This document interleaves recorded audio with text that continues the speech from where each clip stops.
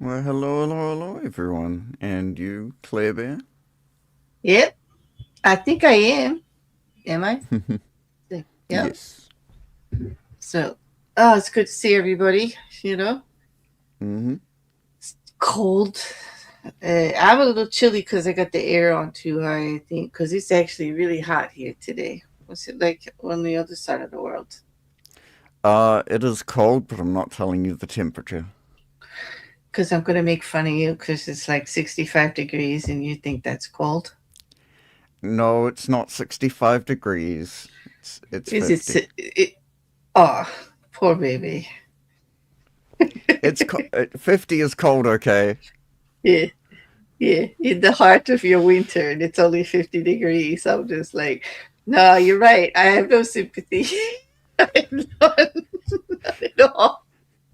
50 is very cold for me. Yeah, it's not so much here. Like, it gets down to like negative degrees, like, Well, we don't occasionally. talk about negative degrees, okay? We stay positive here. Okay, yeah. Okay. All right. Usually I am positive. Like, it's just been really hot, and it's gonna rain all week and be hot. So it's gonna be humid. And like, I live in Jersey, not the tropics. It's just not right. Nothing tropical about Jersey. So they can keep the humidity. Hello, Jean. Good to see you. And welcome everybody coming in. Yes. Oh, that's good. So what do we got today? We have Law 37, which is create compelling spectacles.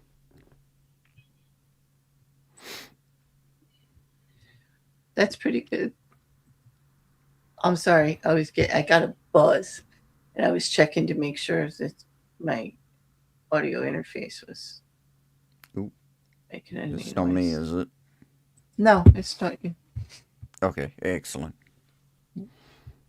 Well, yeah, a spectacle, like making it a big show, like making it a just a big event, Yes. something to Like, be remembered. Yeah. absolutely. This one Like, was a little weird for me, to tell you the truth. Oh, I'm sorry. really? Yeah, because like we all know the like imagery really resonates with people. Like putting something into a symbol or like something that they can visually attach to. Mm. Um, kind of affects the brain differently and more permanently than words. You know. It So does in a way, yeah. it do, well, psychologically it definitely visuals have impact, especially emotional visuals or symbolic ones. Like think of like uh visually, like when you see the yin and yang, it means like so much. Like people just assign things to it. It's basically a balanced piece, right? You got dark and light. They're shapes that are the same but they're intertwined together. They're different but they're the same. And so Yes. it represents good and bad and up and down and man and woman and yin and Mm-hmm. yang. You know, it, Absolutely. people look at it and some of them, some people look at it and it represents balance to them. You know, Mm-hmm. and stuff like that. So it's very very symbolic. Like you were mentioning when we were talking about the stream, the um the symbol for communism, which is very popular. The sickle and the The hammer and the hammer and sickle, sickle. Yep. right? And that represents a lot. And there's many symbols, uh, throughout history that evoke strong emotion and will never be 100%. forgotten and represent lots of things. It's what people like put on it. So if you think about the spectacle as being a visual enactment of that, like a visual play or a visual, an event, more than just a single image, you know. That's Mm-hmm. what I mean by like the spectacle, like to make something like that. And I mean, we see it all the time. It's used for distraction. It's used to get messages across. It's used to make memorable moments. Okay. Um, Yes. some of the audience might remember childhood birthdays, okay, where our parents have gone out of the way to celebrate our birthday and they have made it an event by all these little details. It's not just you know, like a simple thing. They go out of their way to make it bigger, and it might be one of the ones that you remember, it might not be, but it's meant to make a statement, you know, and, like how we celebrate holidays, maybe even the fireworks at the opening of the state fair, something like that, a huge spectacle to mark the occasion, to mark the event, to kind of emblazon something onto our brain, about it. But it Oh, always absolutely. works. Yeah, it always works better with a visual, with a great visual, you know. Oh, yeah. I mean, it, pretty much every every significant event in history has some sort of symbol to it or Right, some sort of right, imagery to it. right. And so when it comes to displays of power or how to get the point of your power across without all the words and a big speech or anything, sometimes it's that ceremony, that visual drama, that memorable event that Mm-hmm. ingrains it, and makes it, because it makes it look bigger than it even is. You could take like a minuscule thing, and if you put a big parade around it, you know I mean, you're the A even really if good you're example. just the eighth grade prom queen, so to speak, if they throw a parade and you sit in the car and you get to wave at all the townspeople, it feels a lot bigger than just your eighth grade prom. You know what Oh, I yeah, mean? absolutely. Yeah, yeah. Um, something something that's like in the grand scheme of things is quite small, but in retrospect and actually looking at the imagery of it, it's huge. Woodstock. Woodstock's an excellent example. The Yeah, photo of like the thousands upon thousands, like the sea of people at exactly. Woodstock, is legendary. In the grand scheme of things, it's actually a tiny event. There's huge, massive events around the world, Hmm. Right. Well, but that started as just in some field, yeah, some mm-hmm, farm, right? And it just turned into like that. But it's a symbol now. It's very mm-hmm, symbolic. It's a spectacle, and it actually took on a meaning more than just like a show. Okay, yeah, it made it's actually now a slice of the times. Like it's like a window into the period of what was going on, and it actually stands for a movement now of peace and love and equality. You know what I mean? Like it's taken on a whole nother thing, you know, yes, as a and a spectacle. Yes. mm-hmm, and Yeah. a goal for entertainers. Yeah. Like, how can we make the next Woodstock? Is it's Well, what the yeah, comparison is. exactly. And one that came close was Live Aid. You know, everybody getting together for one Yeah, message, for one purpose, and then putting on a big show. And that also, you know, represented like they made a big spectacle of it with everybody singing together, made a joint song, you know, then live performances and donations, you know, to feed the starving and stuff, or to, and also I think that one was for HIV drugs to other countries and stuff. Was it? Or was that for starving children? Well, one of I those think it things. was a bit of everything, Yeah. I wasn't it? should have It looked that was. up. Yeah, I'm pretty sure it was for a bit of everything because it I was think it was like Live Aid, but it was about international help. It was about more than your own yeah, country. It was about countries helping other countries. And um, yeah, definitely. But it was another big spectacle, and it was how it was produced and all that got people interested in it, and kind of conveyed the message without having to repeat the message over and over and over and over again. You know, um, this is a good example, actually, Clarence. I'm glad you said this. He said this chapter title immediately makes me think of Old English gentry, who in reality had no money but put on a show of appearing wealthy. Yes, absolutely. And does that resonate with you there, I mean, Record? Because I mean, that's it's very true that the big old houses and everything, and you know, would still get dressed in coats and tails for dinner in everything, but really didn't have much going on financially, but kept to those traditions of wealth and appearance, and so we're still revered. The spectacle kept the power in place. yeah. And we still have, I mean, to be fair, we still have gentries nowadays. They're just not called gentries. They're called influencers or twats, if Or depending on the TikTok. day that they're recording. I call them TikTok thoughts, but okay, you call them I what mean, you want. those those are another breed altogether. Hey, you have to admit it's the spectacle that sells it, though, right? It's making a big spectacle out of the whole thing, you know, that Mm-hmm. definitely does it for the, yeah, yeah, not my cup of tea. John, this is very, I don't know what to think about this, actually. I think it's actually quite clever. He made such a fit as a child that he couldn't understand why he had to share his birthday cake. So he started getting two cakes because he's a big brat. Hey, Damn. you were effective. A, Just it just proves our point. A spectacle will definitely prove your power in the situation and get you what you want.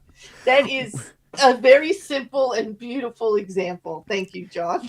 It's that's a perfect. flex. That's a definite flex I as a was so kid. naughty that like my parents were just like, "Nah, you could have two cakes." Yeah, I threw a fit because I didn't want to share my birthday cake. And so they gave me two because I screamed loud. Like, yeah. Was it like, now I'm curious, like, was it a real feat? You throw yourself on the floor? Did you kick and scream? Did you run around the couch like banging pots? Like, I've got all these visions of a young boy like just making a ruckus. Uh, But it was effective. It worked, and it proves the point. Absolutely, proves the point. The spectacle can hold your power, improve your point without the words, make it memorable. I'll bet you everybody remembers your birthday parties. Like, there were two cakes, and one was just for you. Like, don't touch the other cake. You know, yep. don't touch the other don't touch the other cake. Okay. Welcome, new member. Hey, Clarence. Thank you for joining. Thank you very much. But, man, mm, I guess I should bring up the presentation. But those are like Yes. two perfect examples already, two that I did not think of. Like, for our examples, I always like try to think of something big, and it always ends up in politics. It's actually quite depressing. It's a sign of the times. That politics rules my life, which It I'm not rules. very happy about. It rules everyone's life. technically, Unfortunately. technically, yes, but emotionally, I wish not. Like, you know what I mean? Like, The I crazy thing is, it's even affecting kids now. Like, kids are getting political. I remember when I. I'm gonna stop because I'm gonna make myself sound old. oh, go ahead. I'm always going to be older than you, so like, you're safe here. Go ahead, go for it. I remember back in my day when I was a youngin', I never say I anything like that. I didn't have to think about them politics. I never, I never start a sentence with that. Like, even if I am older than you, no, you'll never hear me start a sentence like that. Okay. Yeah. So, but now, the yeah, now it's Now everywhere. I've heard 7-year-olds talk about politics. It's crazy work. Like How do 7-year-olds get involved in politics? What is that? Was it like the red M&M bad controversy? parenting. Oh, no, the 7-year-olds are politicking bad If your ch- parenting? if you no, if your child is getting into politics under double digits at at at the most, you're doing something wrong. A child should not be thinking about politics at under 10. Even 10 is crazy. But I think they might have had good intentions. They want the children to grow up informed or whatever like that. But it is kind of stealing your childhood if you get right into the mix at 7. in, It's like, informed is one thing. Having your child be able to elaborate with about the political climate is entirely different. are we talking like genius children, or just the average kid, or Just like like what? the average kid. I'm not talking some super brainy kid who's like read 1,000 books before he hits Yeah. 9. You know what the sad part about that is? Like, I would want to think that being informed about what's going on in the world is a good thing, and that's encouraging that a child wants to know that. And at the same time, I understand how there's so much stress and pressure in negative things going on in the world that I don't want to take that away from a child so young. Yeah, I want no. I want them, everyone deserves the time to grow in a little naivety that the world is all sugar and spice and everything nice. And and yet I want them prepared. So I can't really say it's bad parenting. I won't say that it's bad parenting, because I think, knowing the state of the world, that those parents just want their child prepared, which is a job as a parent, to make sure your child can handle the world when they get older, and that they're prepared for the good and the bad, both. And so, like, I can't say it's bad parenting. I'm just really shocked so young, like, because you really want them to have a little innocence, but I guess it I depends on where they live too. I mean, if they live in a bad neighborhood, if they live, if they live in a place where things are heating up, I mean, having them be informed can be safety too. So I don't know. I don't well, know. that's different though. That's that's like being informed. I'm talking about being able to being in the trenches kind of thing. Mm, Like a kid should not be in the trenches. Like no, I mean, that's at that crazy. age, I get it. At that age, it's a little, yeah, it's a little, you know, I can understand that, but I'm not going to just get all over the parent, like too much all over the parents, But I will lament the loss of innocence at 7. I will, I will totally. But we Age should, of we the should. internet bombarding with political messages. It's That's true. fair, but why is your kid doing that? Yeah. I did right. I'm with you, Clarence. It's not bad parenting. It's the world we live in right now, like with the internet and everything. And right now there's a movement to reverse that, to keep kids off the internet to a certain age and off some very distressing things. I mean, just even like to drill it down even to something, as local as this actual channel, YouTube has changed their terms of service to include the promotion. They're going to be changing the algorithm for distressing stories in things that are heightened emotion in that. And you would say, oh well, that's not going to affect anything. Well, it does me, because I do true crime. And well, some of these cases, almost all of these cases, would be considered stressful to the average person. Hearing about all this negativity, hearing about violent crime, yep, definitely. And so you got to be careful. Like I've had thumbnails marked as uh, stressful just for having the image of who was on trial. As an example, a few months back, my Luigi Mangione thumbnail had a picture of Luigi on it, and they actually said that it was that I would have to start turning it down because the new terms of service that were coming out in March or whatever were against any kinds of imagery that brought on strong emotion. And I'm like, it's just a picture of him. It's literally just him. It's not him doing anything. It's not the video. It doesn't have any words to say what the crime was. It was just his image, and that was too strong it, uh, an image for them. And I'm like, okay, this is going to be fun. you know, Wait, so yeah. like any image that might be severely distressing for someone is Yeah. going to be Hmm. oh, well that's Like going I to be was difficult. considering, I was going to consider re-uploading my Mayhem Murders stream that I did, all that band, and that I did with Jeff, Godless Scummer, because I really think that we did a great job.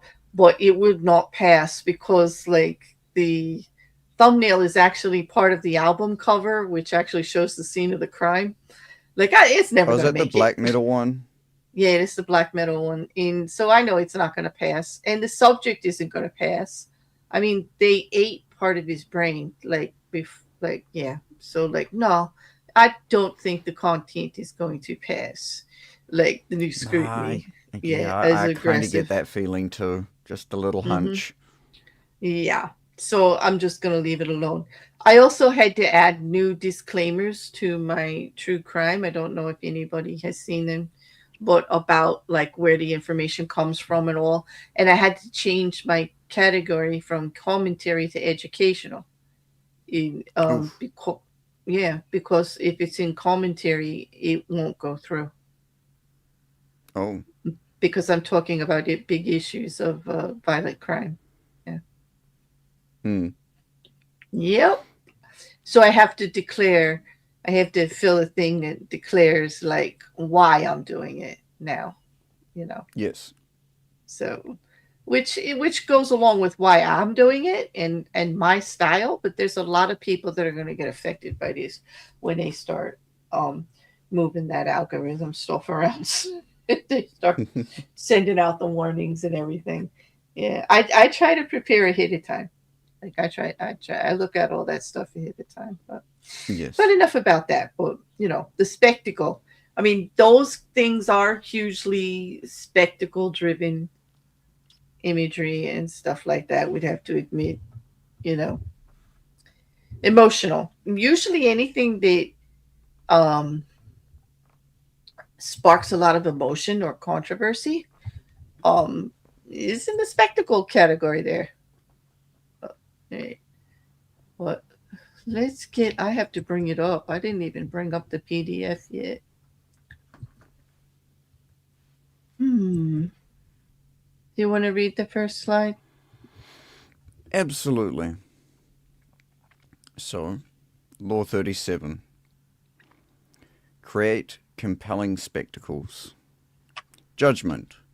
Striking imagery and grand symbolic gestures create the aura of power. Everyone responds to them.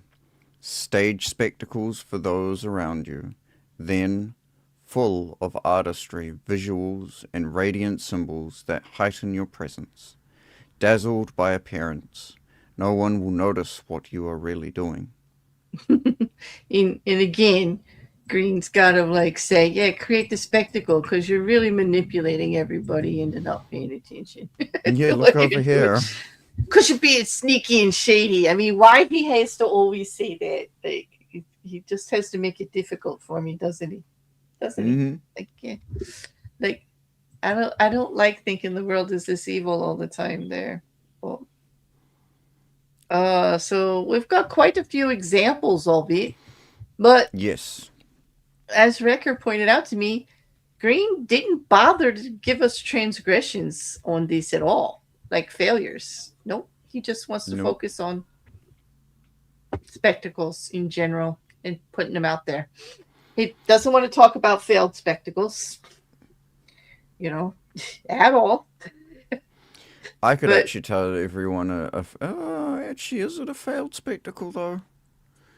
I don't know. What do you think? well, Kanye West, okay, the when he two, had his the, little episodes, yeah, plural episodes. this was tough for me because when it comes to Kanye West, he's been doing broad spectacle and stuff every time he released something from the beginning. Mm-hmm. So that's a really tough one for me because there is the old adage that all PR is good. Like there is no bad PR. So under Mm-hmm. those guys, every spectacle he did, it wasn't failed because even if you were taking it serious and you planned this huge spectacle and it's supposed to like promote you as the best of ever, but everybody shows up just to throw tomatoes at you, make fun of you, and it hits all the papers and they talk about it for weeks.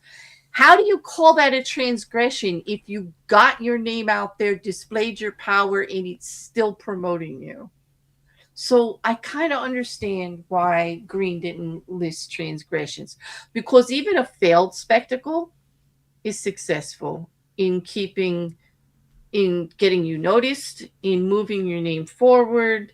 It may not be what you planned. You took it serious. The internet made a joke out of it, but it's still moving forward it still keeps people from knowing what you're up to. And it still True. definitely keeps your name out there.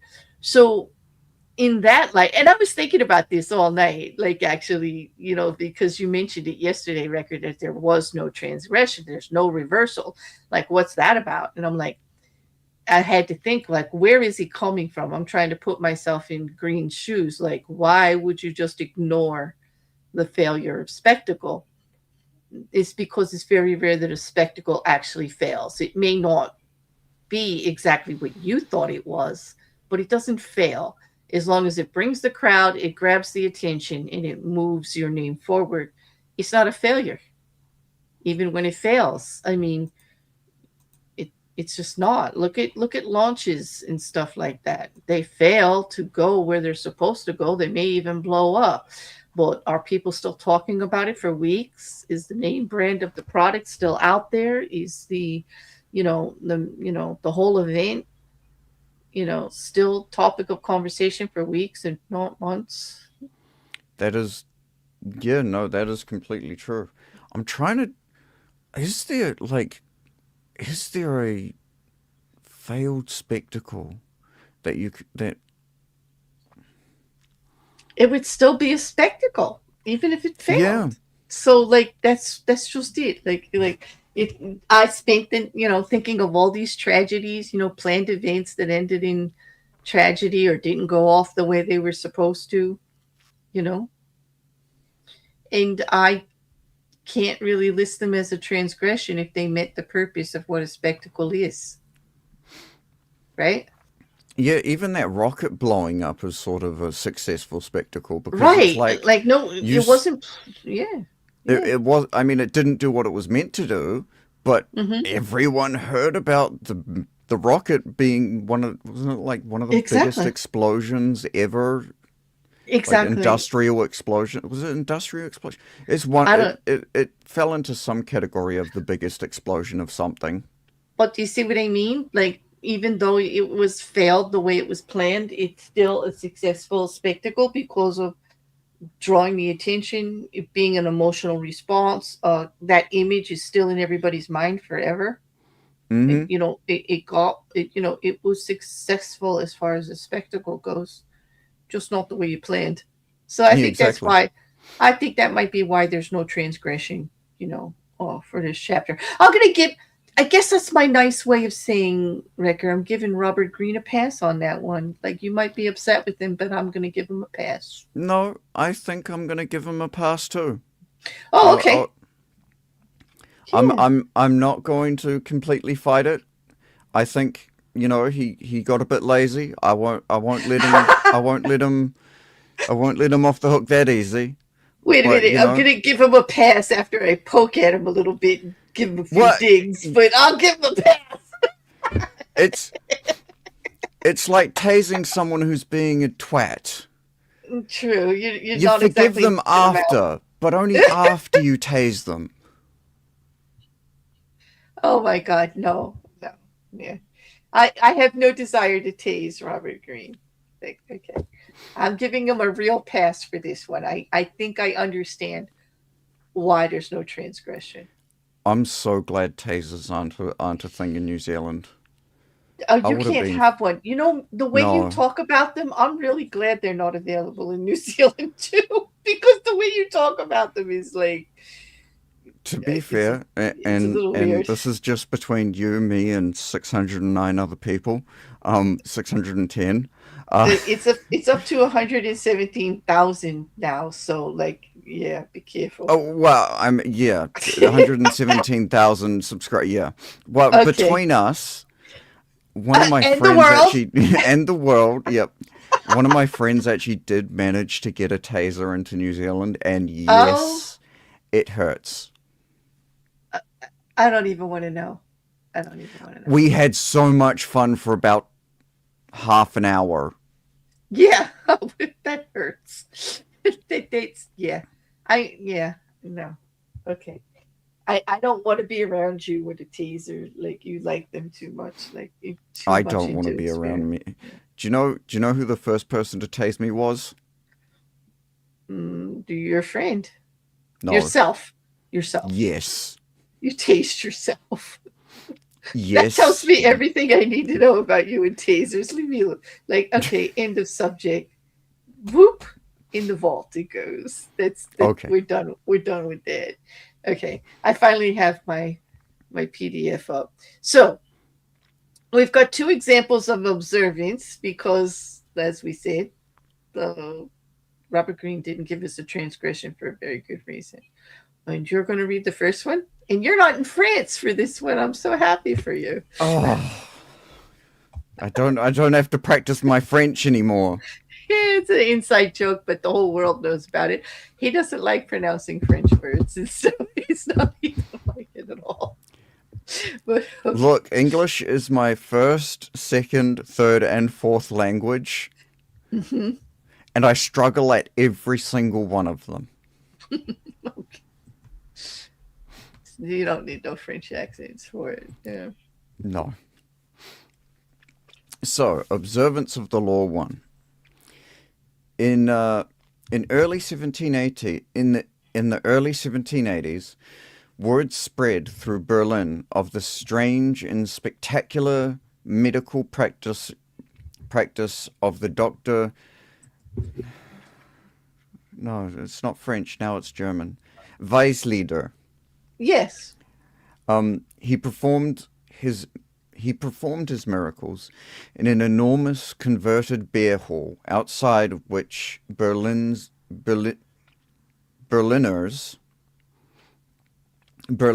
began to notice even longer lines of people.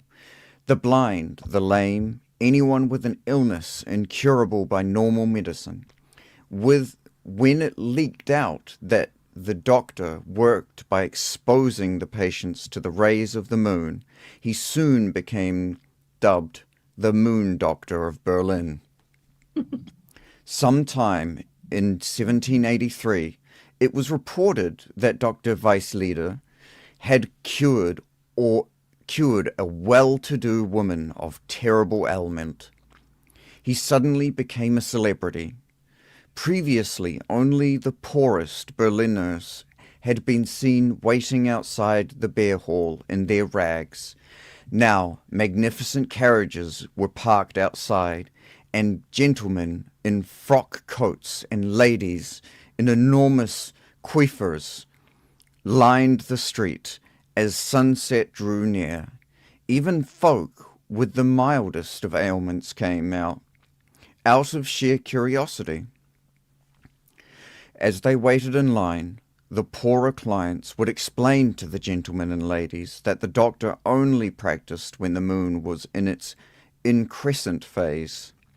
Many would add that they themselves had already been exposed to the healing powers he called forth from the rays of the moon. Even those who felt cured kept coming back, drawn by its powerful experience.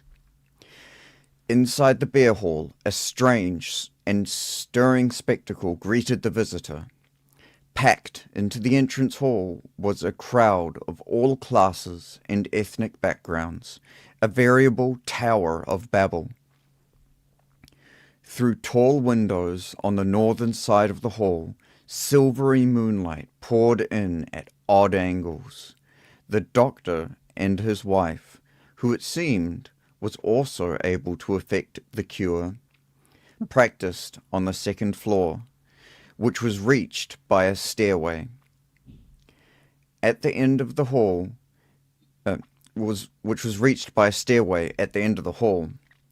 As the line edged closer to the stairs, the sick would hear shouts and cries from above, and word spread of perhaps a blind gentleman suddenly able to see. Once upstairs, the line would fork in two directions, toward a northern room for the doctor and a southern one for his wife, who worked only on the ladies. Finally, after hours of anticipation and waiting in line, the gentleman patients would be led before the amazing doctor himself, an elderly man with a few stalks of wild grey hair and an air of nervous energy. He would take the patient, let us say a young boy, brought in by his father, uncover the affected body part, and lift the boy up to the window which faced the light of the moon. He would rub the site of the injury or illness, mumble something unintelligible, look knowingly at the moon, and then, after collecting his fee, send the boy and his father on their way. Meanwhile, in the southern-facing room, his wife would be doing the same with the ladies, which was odd, really, since the moon cannot appear in two places at once. It cannot have been visible, in other words, from both windows. Apparently, the mere thought, idea, and symbol of the moon were enough for the ladies, did not complain, and would later remark confidently that the wife of the moon doctor had the same healing powers as he. Interpretation. Dr. Weissleder may have known nothing about medicine, but he understood human nature. He recognized that people do not always want words or rational explanations or demonstrations of the power of science. They wanted an immediate appeal to their emotions. Give them that, and they will do the rest, such as imagine they can be healed by the light reflected from a rock 250,000 miles away. Dr. Weissleder had no need of pills or a lengthy lecture on the moon's power, or of any silly gadgetry to amplify its rays. He understood that the simpler the spectacle, the better. Just the moonlight pouring in from the side, the stairway leading to the heavens, and the rays of moon, whether directly visible or not, added effects might have made it seem that the moon was not strong enough on its own. And the moon was strong enough. It was a magnet for fantasies, as it had been throughout history. Simply by associating himself with the image of the moon, the doctor gained power. Remember, your search for power depends on shortcuts. You must always circumvent people's suspicions. Their perceived desire to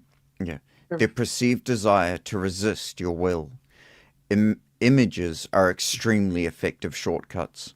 Bypassing the head, the set of doubts and resistance, they aim straight for the heart. Overwhelming the eyes, they create powerful associations, bringing people together and stirring their emotions. With the white light of the moon in their eyes, your targets are blind to the deceptions you practice. Always with the cover up, that guy. Yeah. I know, right? I know, but that's right. The image of the moon and how powerful it is, associating yourself with it. Like, you kind of align yourself with that power, and now that image is there. So he didn't really need to talk about his healing skill. He didn't need to really do elaborate speeches and all of this other and try to convince people. He let the pageantry, the imagery, the symbolism of the spectacle he was creating, the rooms, the atmosphere, the whole pageantry of it speak for itself. And it became memorable. Yeah. So, yeah, that was a good example, actually. It was a very good example. So, yeah, Dr. Weissleder, the little charlatan that he was. Effective one.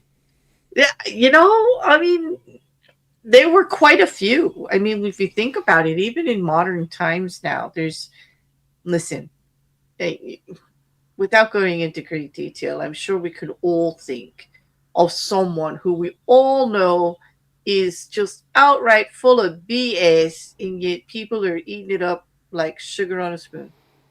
Oh, absolutely.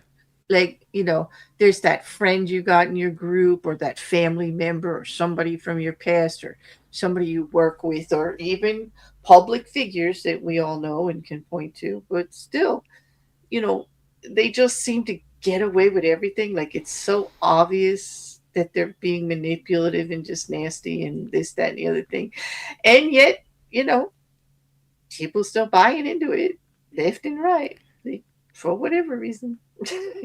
Yeah, some of these people that do this kind of stuff, they have to have the most amount of luck ever. or time.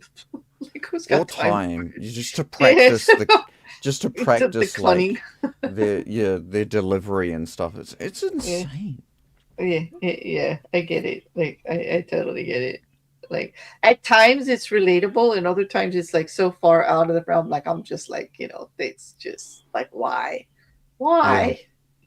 I But I don't. just love I mean, how Green's always bringing it back to the manipulation. mm-hmm, Like cover your butt. Don't let them know you're deceiving them. Don't let them know mm-hmm. you're manipulating them to get what you want. Like because he's all about the shortcuts to power. Like this is how you get your power. You just don't let keep it away from everybody. Always work on your agenda. Don't let anybody know. Use everybody. Use everything in sight to your advantage. Basically, in a nutshell. Mm. It's, I will say I don't respect what they're doing, but I respect the amount of skill they must have to be able to do it. I think it takes a good understanding of human nature and psychology, Absolutely. that how the brain works, how people respond, and it is all about emotional response to things. And Mm-hmm. to me, that's what makes those kinds of manipulations so distasteful, because you're taking a person's vulnerability to something and Oh, using it absolutely. against them. It's like look for the soft spot, you know, Mm-hmm. and make sure that's where you poke. It to me, it just rubs me the wrong way. Yeah. Yeah, I yeah. I I do have I do have a specific place in hell for the ones that do it to the less fortunate. Yeah, especially if it's somebody who's like not above you, or Mm. equal to you, or even if they are equal to you and you're just doing that Mm. to cause damage to for your own benefit, is just Yeah. like I'm all for getting ahead. I listen. I'm a very productive person. I'm very agenda driven. Like I definitely make my lists and my I's and cross my T's and move myself forward. I know what I want. I make effort to get it. Okay, let's not make any bones about that. Of course I do, just like everybody else. But what I don't want to do is to walk on somebody else to do it. Like if there's a way around it, like there's any way to avoid hurting another person or damaging another person's ability for success, I'm not going to do it. You know, Yeah. like I'm going to be that stubborn person, unreasonable, that people are scratching their head like, why would you do that? Yeah, that's me. I'm going to be like, yeah, but that's not good for so and so. So nah, I'm not doing it. You know. Well, well, doing stuff like this, like especially nowadays when it's so easy to catch someone out, it ruins your integrity. And the most important thing, as we all know, when you're trying to build something, is your integrity. If you don't have your integrity, you don't have anything. No Yeah, one's going to respect you. you don't have long-term achievement. You can have short-term achievement. Listen, evil, awful, backstabbing, ladder climbing, dog eat dog people get success. We know it. But is it Absolutely. is it is it long-term success, and do they pay a price eventually for how they got it? As far as reputation, longevity, trust with other people, be able to do new ideas. There's always there's always something to pay back. you know it's so, yeah, I get it. It's for me, it's more about how you get there, and just being able to put my head on my pillow at night and know I've got nothing, no regrets. You know what I mean? Nothing that Mm-hmm. I purposely did. I mean, people get hurt every day about actions of other people's, and a lot of it can be unintentional. It's just the way of the world. Well, it's the ones that are driven with intent to do it for goal seeking. They is very distasteful for me. Yeah. I'm, Like, I'm not I'm not naive. I know just the existence and the attempting of our own personal endeavors and goals is not always in the best interest of anybody else around us if we're working on our own. Like I get that, and I'm not saying don't do that. I'm saying absolutely do that. Well, the intentional stomping is what I have issue with. yeah. If you have two paths and one gets you to your location by, it might take you maybe like 5 or 10 more minutes. but the other one gets you there in 5 or 10 less minutes, but you got to run someone over. I don't Mm-hmm. think people are gonna like you once you run them over. Once you run them over, or Yeah, yeah. You're not going to get a eh, second chance to get near them. That's for it's sure. not. There's just. I know. To be fair, I know there's some people that you just really, you see them and you're just like, if I turn that wheel, oops. Oh, But God. you know, That's a little telling it's there, not. Record. It's not good. It's. Let's be honest. It's not great. It's not a moral Yeah. thing to do. No, it's not. You know what else is really, really bad? Like Jin knows me really well. Like, yeah, don't get between me and my first cup in the morning. You better be the one Oh, handing it to me or get out of the way. look, I don't. Good advice to all members of the house. Jin is like you know me, dude. You know me very well. Just, I don't think anyone would get in between you and your first cup in the morning. Like no one. no. There is a certain level of death wish no one has, and that is clearly on the list of things that they don't want. Yes. I mean it's pretty safe if you're the one handing it to me as long as it's a decent cuppa. Like, I also I can't tolerate bad coffee. I cannot. Yup, Especially not the first cup. But hey, I'm a bit of a coffee snob. Yeah, it's true. that's fair. It's true. But but according to Jin, I come with a warning label, so it's not like I'm intentionally out there hurting anybody. I do this. Just don't Yeah, unless you don't pay attention to the warning label. But anyway, let's get to the second observance. I better let behave us. myself. Let's okay. So Green gave us a second one. And for those of you that want to follow along, as always, the PDF for the book is in the description, as well as a copy of all the slides, in the playlist for all the other chapters. But all right, so the observance of the law. Number 2. Oh, this is not big enough. I'm getting old. In 1536, the future king Henry II of France took his first mistress, Diane de Poitiers. Diane was 37 at the time and was the widow of the Grand Seneschal of Normandy. Henry, meanwhile, was a sprightly lad of 17 who was just beginning to sow his wild oats. At first, their union seemed merely platonic, with Henry showing an intensely spiritual devotion to Diane. But it soon became clear that he loved her in every way, preferring her bed to that of his young wife, Catherine de' Medici. In 1547, King Francis died and Henry ascended to the throne. This new situation posed perils for Diane de Poitiers. She had just turned 48, and despite her notorious cold baths and rumored youth potions, she was beginning to show her age. Now that Henry was king, perhaps he would return to the queen's bed and do as other kings had done, choose mistresses from the bevy of beauties who made the French court the envy of Europe. He was, after all, only 28 and cut a dashing figure. But Diane did not give up so easily. She would continue to enthrall her lover, as she had enthralled him for the past 11 years. Diane's secret weapons were symbols and images to which she had always paid great attention. Early on in her relationship with Henry, she had created a motif by intertwining her initials with his to symbolize their union. The idea worked like a charm. Henry put this insignia everywhere, on his royal robes, on monuments, on churches, on the facade of the Louvre, then the royal palace in Paris.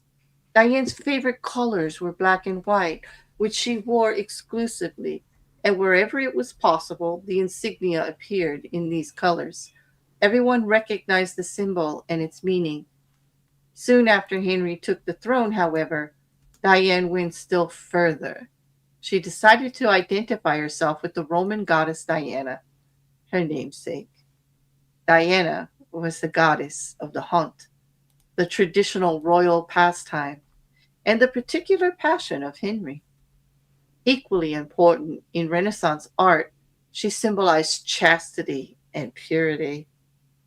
For a woman like Diane to identify herself with this goddess would instantly call up those images in the court, giving her an air of respectability, symbolizing her chaste relationship with Henry.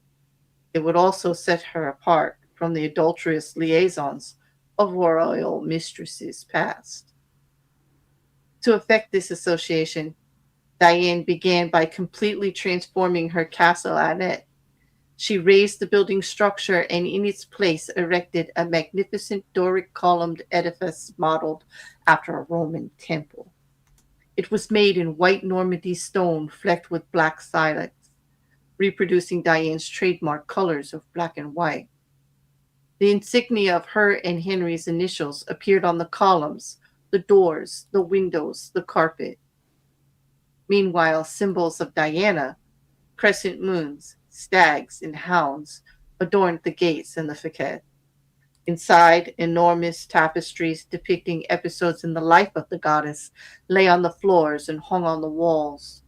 And in the garden stood the famous Gauguin sculpture of Diane Chasseris, which is now in the Louvre, in which Hmm. had an uncanny resemblance to Diane de Poitiers. Paintings and other depictions of Diana appeared in every corner of the castle. Annette overwhelmed Henry, who soon was trumpeting the image of Diane de Poitiers as a Roman goddess. In 1548, when the couple appeared together in Lyons for a royal celebration, the townspeople welcomed them with a table vivant depicting a scene with Diana the huntress. France's greatest poet of the period, Pierre de Ronsard, began to write verses in honor of Diana. Indeed, a kind of cult of Diana sprang up, all inspired by the king's mistress. It seemed to Henry that Diane had given herself a kind of divine aura, as if he were destined to worship her for the rest of his life. And until his death in 1559, he did remain faithful to her, making her a duchess, giving her untold wealth, and displaying an almost religious devotion to his first and only mistress. The interpretation. Well, Diane de Poitiers, a woman from a modest bourgeois background, managed to captivate Henry for over 20 years. By the time he died, she was well into her 60s, yet his passion for her only increased with the years. She knew the king well. He was not an intellectual, but a lover of the outdoors. He practically loved jousting tournaments with their bright pennants, brilliantly caparisoned horses, and beautifully dressed women. Henry's love of visual splendor seemed childlike to Diane, and she played on his weakness of his at every opportunity. Most astute of all was Diane's appropriation of the goddess Diana. Here she took the game beyond physical imagery into the realm of the psychic symbol. It was quite a feat to transform a king's mistress into an emblem of power and purity, but she managed it. Without the resonance of the goddess, Diane was merely an aging courtesan. With the imagery and symbolism of Diana on her shoulders, she seemed a mythic force destined for greatness. You too can play with images like these, weaving visual clues into an encompassing gestalt, as Diane did with her colors and her insignia. Establish a trademark like these to set yourself apart. Then take the game further. Find an image or symbol from the past that will neatly fit your situation and put it on your shoulders like a cape. It will make you seem larger than life. That, well, I that's another person you got to respect the hustle for. how Like, does an older courtesan actually get people to align her, like let like people actually aligned her with Diana. Purity, I chastity. I She's a am. okay. How did she not? How did the Queen not get her assassinated? Well, the Queen was very young. Remember, Henry and the Queen were teenagers, and the Queen was still the Queen. Wait, are you saying that it's the teen? She's a teen. The No, Diane's not a teenager. She's a full-grown woman. But when Henry was with Diane and married to Diane. Catherine de Medici, he was 17 years old. Yep. And And so Catherine, of course, was probably young too. I doubt and she was, older. and aren't teenagers generally incredibly irrational and do really dumb things, like if you had the power to get someone assassinated? Yeah, but maybe she just liked not having to do anything, just be queen and not have to suffer him. I That is mean, a really good point, to be fair. She. think about the times. Like maybe she thought he smelled. Maybe she didn't want to put up with him, like, hunting all the time. Maybe she was just happy to sit with her ladies and do what she did and be queen. Like, That's a fair point. not like, it would be the people around her that were involved in the politics of it all. But let's face it, at that time, kings had mistresses. Okay, they did what they Absolutely. wanted. Her being married to the king was just her married to the king. She had no right to demand anything of him, did she? True. And as long as it wasn't embarrassing the court or the country she came from, which would make it hard for the alliance, because all these marriages, they weren't love, they were alliances of countries. They were the building of bloodlines. They were not anything to do with romance or anything that we think that marriage is now. We're not talking a partnership here. We're talking a business deal. She's pretty happy True. with her end of it. Like, because face it, Diane is doing all the work. So, hey, why not? She got it pretty easy. Yeah. And it's No, and it's a as fair long point. and as long as it looked respectful, because think about it. What does Catherine really have to argue about? Because even the mistress is starting to look respectful, you know? So, Yeah. and if she's not in love with them, she's not jealous. She doesn't care. As long as it's not taking anything away from her, what does it matter? Good point. Yeah. How That is dare true. how dare I be rational about the whole thing? I mean, we're talking about adultery here, but hey, back then it really wasn't. It was and it wasn't. Okay, Back then, it was fine for the culturally, rich. culturally, it was expected. Like it was like, why not? Like I can, so I shall. I Once you will. get to a certain level of rich, it's all kosher. Not anymore. I mean, even rich guys, yeah, are called lying, cheating bees. Well, I Sorry. mean, back then. Yeah, it wasn't even rich. It was just like the royalty. It was just expected. I don't know. Because come on, like all of the marriages were contracts and business deals. So, Good point. so you wouldn't be living life if you didn't get, I mean, you also have to remember the romance of the whole thing. Poets and music and this and that. Like, you got to turn ahead. You got to feel the passion. You want to feel alive. Yeah, the rest of your life to be a business deal. It's not Yeah, living, hey. that's fair. So they made it work. Mm-hmm. And this Diane being older, like she knew she read the writing on the wall. Unless she had a hook, she was out. Like Mm-hmm. that court is full of the best, the most beautiful women around. Like, but she held this man's attention. Like, I think that this is actually a fascinating story for me because they're saying in this story that Henry had only one mistress and it was her for his whole life. Yeah. And that is a commitment there. That's like, that's like the real marriage of this. This is two people who chose each other. They Mm, chose each other, like, for whatever it is. And Diane was just crafty enough to make it acceptable for the outside world, because I think mm, she knew she had Henry. Obviously, she didn't have to be sure. Diana of the Huntress to keep Henry, but to be acceptable in court and not have people coming for them and not to be challenged all the time, she needed a gimmick, and she did a pretty good one. You can say that again. Like, who's gonna mess with the Huntress? I mean, she's beautiful, charismatic, and she's really good with a bow, from what we hear. Like, yeah.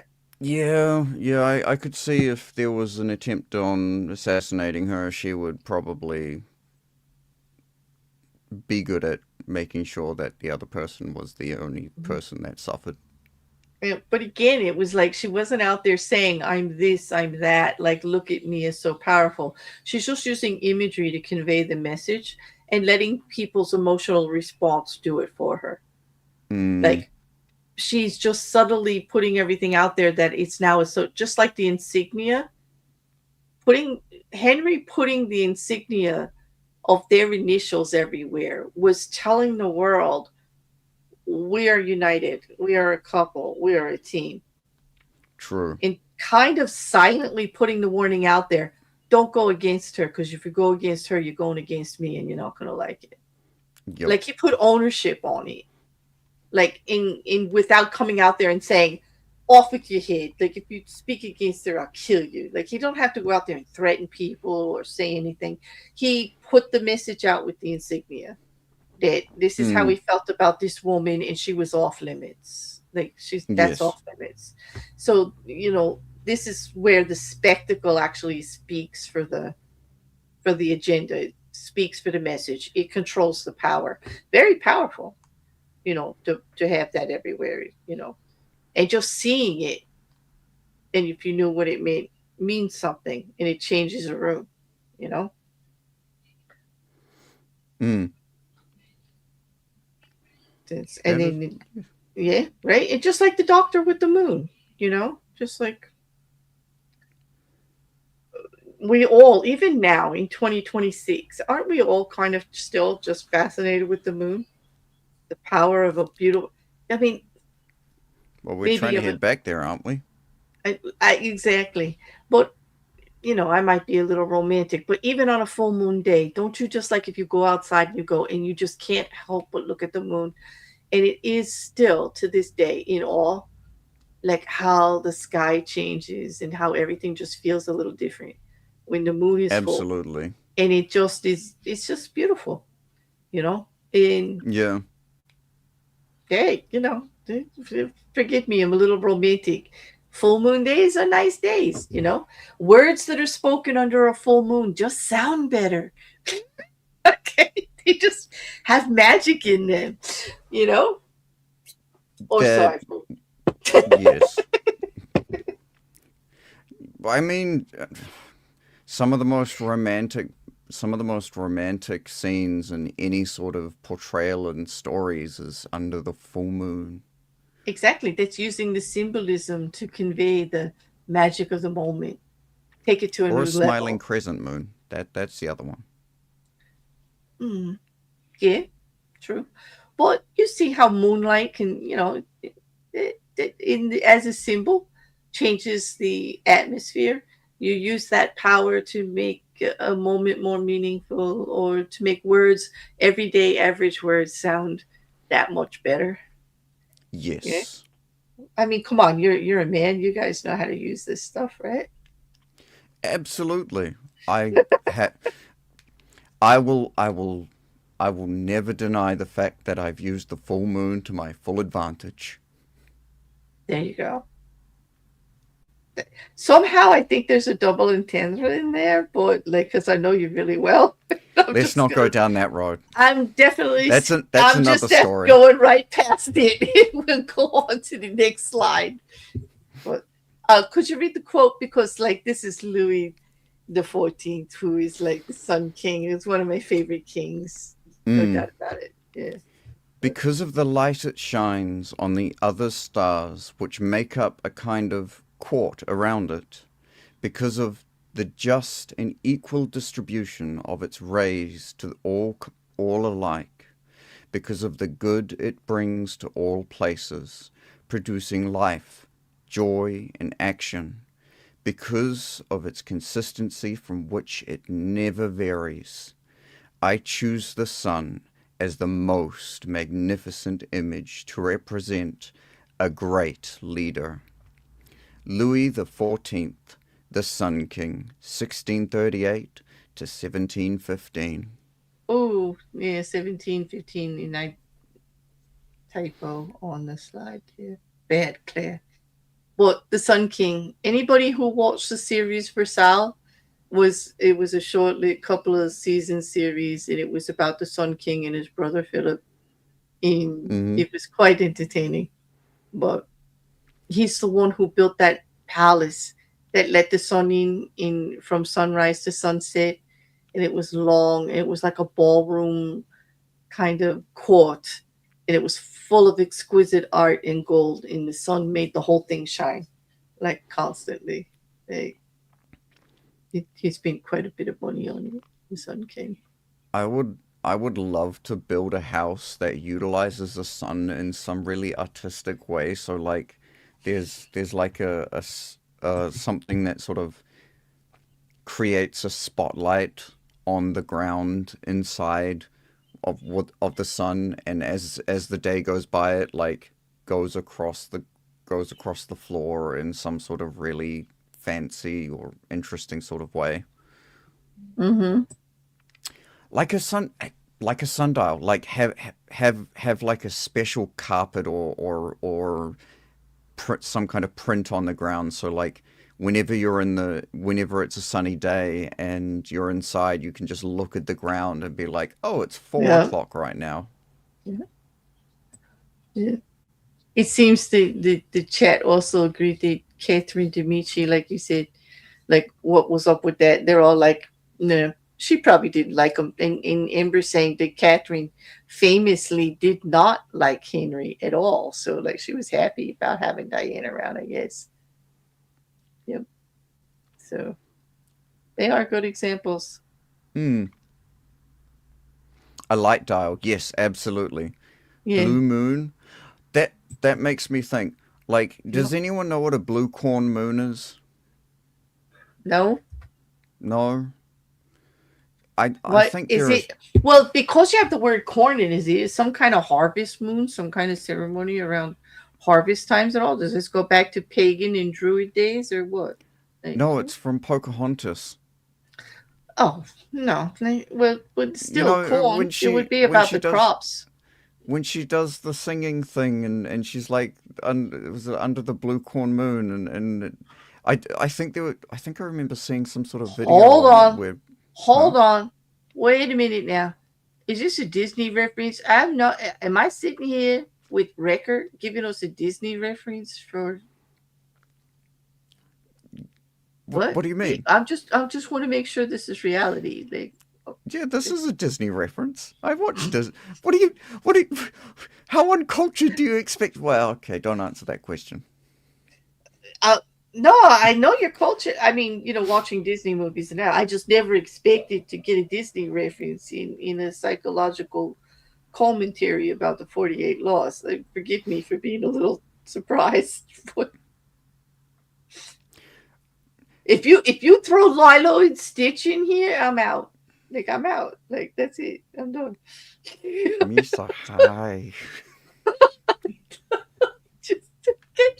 No, it's actually I get what you mean. But yeah, with this, okay. But the symbolism, the spectacle of it. Actually, Disney references are a great example of making your point with spectacle. Because whenever they want to hammer the point home, right? What does Disney do? Big musical song and dance spectacle with the characters, correct? True. Oh, we have an answer.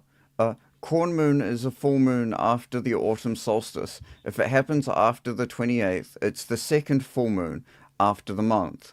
Therefore, a blue moon as well. A blue... So that's what it means. That makes so much more sense, even though right now I can't Mm-hmm. actually remember the entire line behind it. Do I you know, ever do you? hear the wolf cry to the blue corn moon? Ask, ask a bobcat why he, Mm,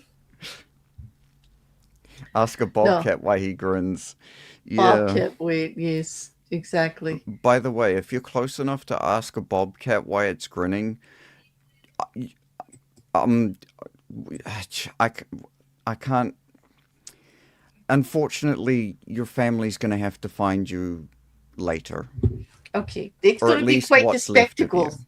It would It definitely there make will a spectacle. definitely be a spectacle, Yeah, 100%. point. So if you want to create a spectacle, I don't know why you want to create that kind of spectacle, but you know, Well, there you go. All right, there you go. there you go. Let's get on to why this works. Yes. Okay, this definitely works psychologically, as we were talking about before, because you know attention is not neutral. We all agree, right? It's either positive or Mm-hmm. negative, but it's not neutral. It's drawn to meaning and emotional significance, not just to what is visually loud. Research on visual attention shows that meaningful scenes draw attention more than the mere visual salience. An emotionally significant stimuli can capture processing priority. In other words, the spectacle itself, instead of just like the symbol. Like, remember we were talking about the sickle and the hammer Mm-hmm. in the yin and the yang, right? Well, it would be more meaningful if you based a whole production parade or a show around that symbol instead of just displaying that symbol, right? Because the Yes. whole spectacle of it is going to resound with people more than just the image. The image is definitely going to resound with them, okay? But a spectacle takes away rational reasoning about it. In other words, Yes. it reduces analysis. When people are emotionally activated, involved in the spectacle that's going on, the cheering, the clapping, the playing music that we all know, so we all start singing along, or doing a skit that we're kind of familiar with, or telling jokes and we all start laughing. Just to, getting that active participation, getting emotionally activated into the scene of the spectacle, you're more likely to remember that the image and repeat it and attach it to a broader narrative. Now it's more about how they made you feel so you remember it better. Okay? Which is why symbols are so useful in persuasion and propaganda. There's a saying that says people may not always remember your words, but they'll remember how they made you feel. Like, in other Yes. words, if I say something to you, you may not remember exactly what I said, but you're going to remember how you felt when I said it, how it made you Mm-hmm. feel about it. Like, that is going to resonate. And it's kind of like the same thing. When you're emotionally attached, you get more emotionally attached to a spectacle than you do just a plain image or a speech. Okay, a speech can move you. Okay, but it's the spectacle of the speech, the lighting, the pronunciation, the pauses that draw you in, the creating it into an event instead of just a bunch of sentences that actually makes you emotionally connect with it. Does that make sense? Yes. And Mm. it's it actually makes me reminded me of something, and I can't believe I didn't think of it sooner. But Alan, uh, here's a quote that I can do that I actually know properly. Um, Eleanor Roosevelt said Mm-hmm. probably one of the most poignant things that involved this chapter specifically, and that was I'm probably going to misquote the order in which it is, but this is the order I like to say it in because it's most interesting to me. But small minds discuss people, average minds discuss events, and great minds discuss ideas. Yep. And why that fits so well is because symbolism isn't so much it isn't an event. It can be a person, but predominantly symbolism is used to portray an idea, and Mm-hmm. that is what always sticks the most. Right. And A spe- a spectacle is symbolism it's just more like a play of it instead of just Yes. broadcasting an image. It's more Yeah. like getting it more involved. It involves more Mm-hmm. senses, you know. I like Exactly. this. Mrs. Cassandra said that they said on the news that at sporting events, people's heartbeats tend to sync up. This is true. Concerts too elicit events. Like this is true. Like that you start to sync together emotionally, and people will remember it. In a certain way. That's really good. Thanks, Stephen, for that. Well, okay, so there's not like we know why it works, Mm-hmm. and so we have some. Unfortunately, my brain goes to things that people will resonate with because we saw the following modern. Well, before we get to the modern examples, we'll finish with the book because Mm-hmm. the book uses the symbol here of when the Romans, which Roman Caesar was it? I can't remember, but it was. Was it Caesar Borgia? No, he That's the one he didn't do normally it. talks about.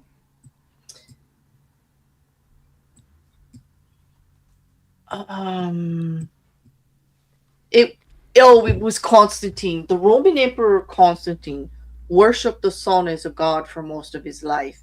And then one day, the story goes, this is just like the myth, right? One day he looked up at the sun and saw a cross superimposed on it.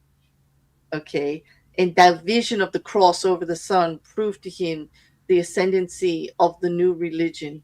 So he converted not just himself but the whole Roman Empire to Christianity soon thereafter. That it was a symbolism and an event that made him move forward with making the whole country Christian.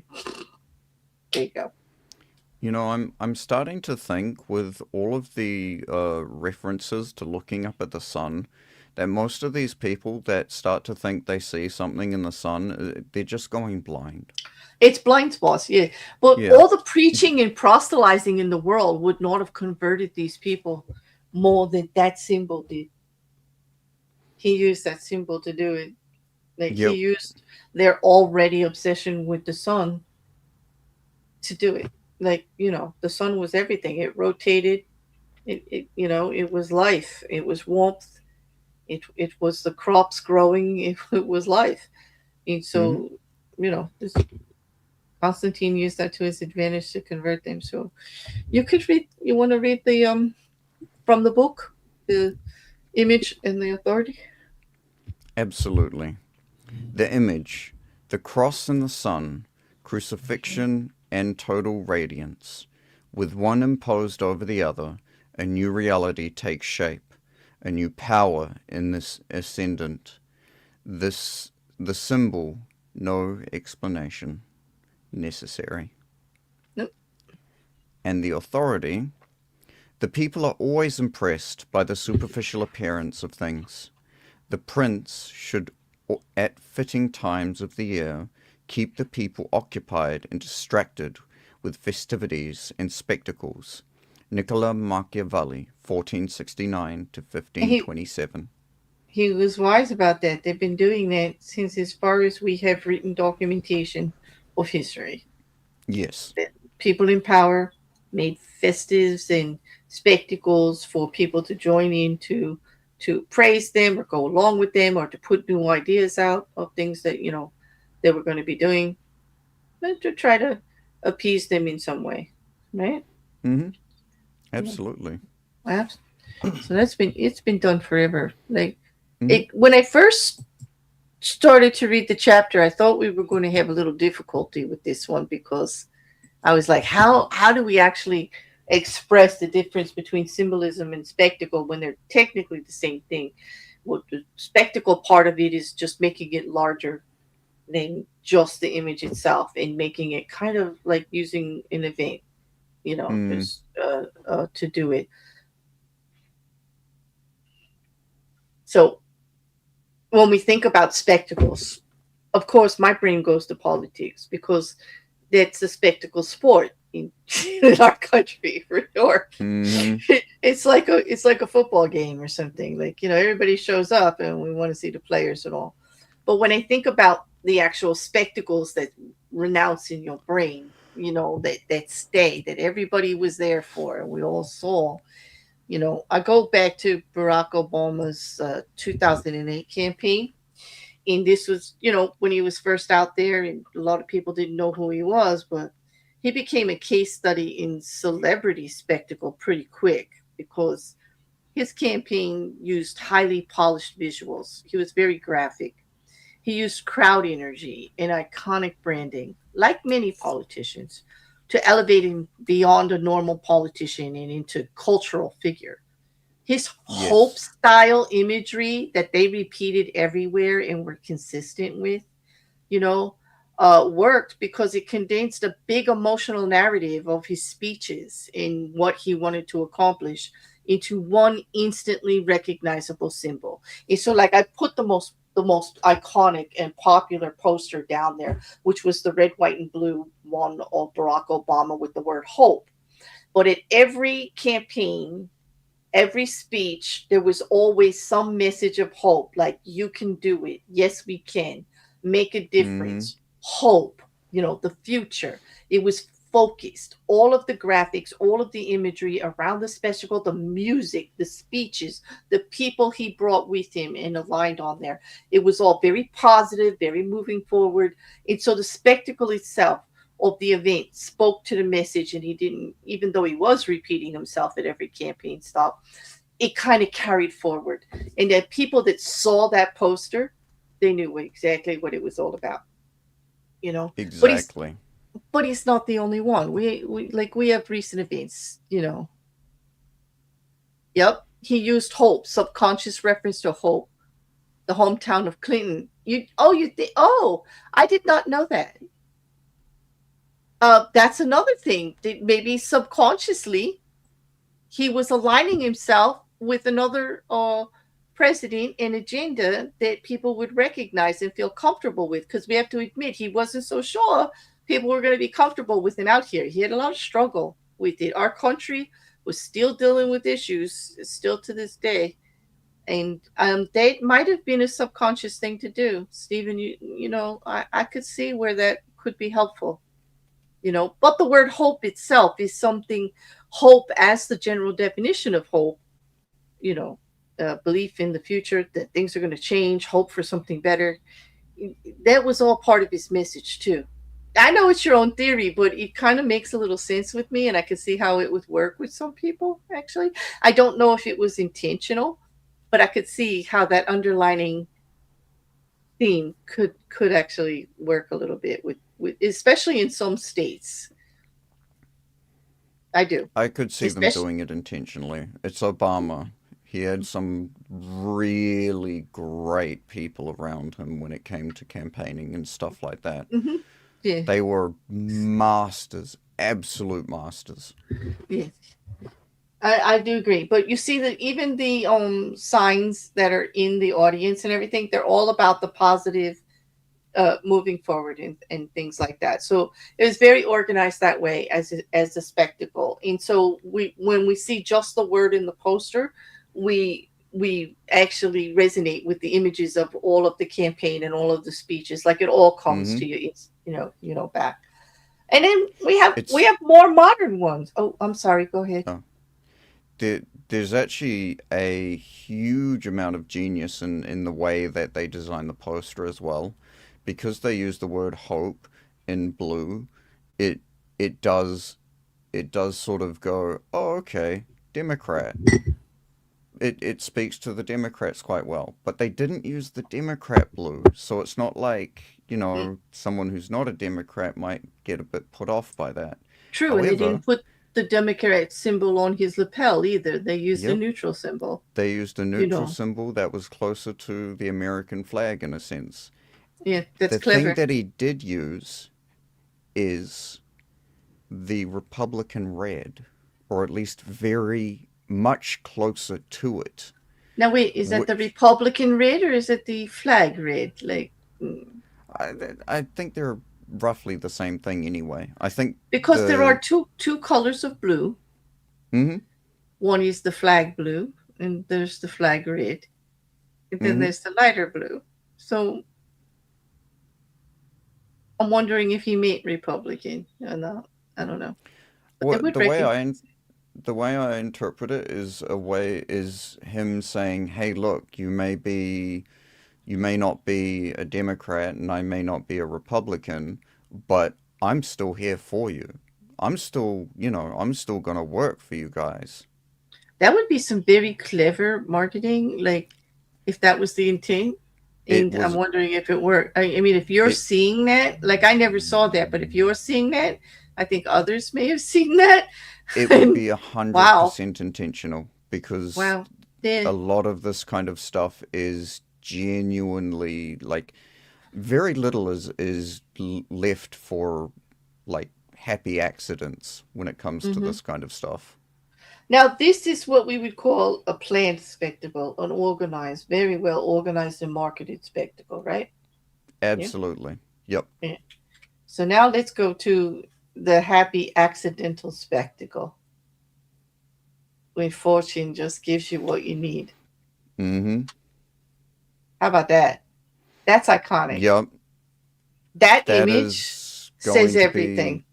Yep. That image is so much better than that man ever opening his mouth. Like if he would just shut up and put This this image out, like this man, this like image.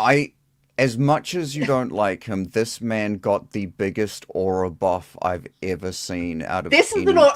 You president. know what? You can't deny facts. That's an You aura buff.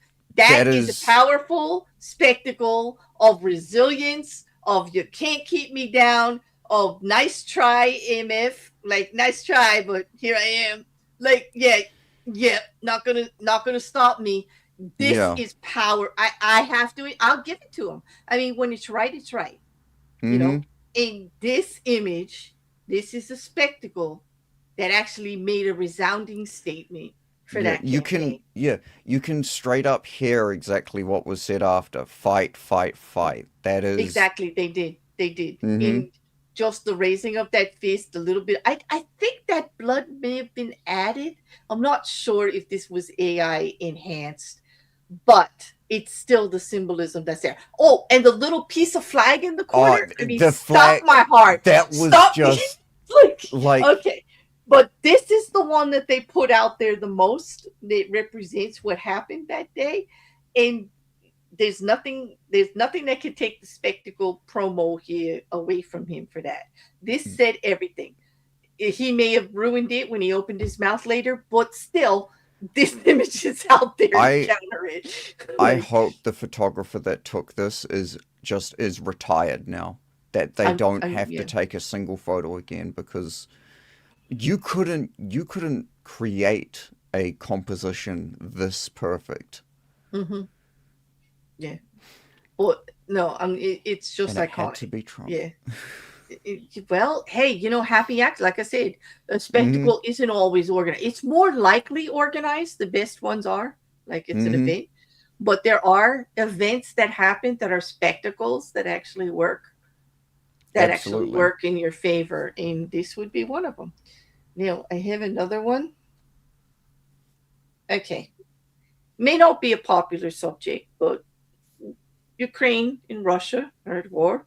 Russia invaded Mm-hmm. Ukraine. It's been going on for quite some time.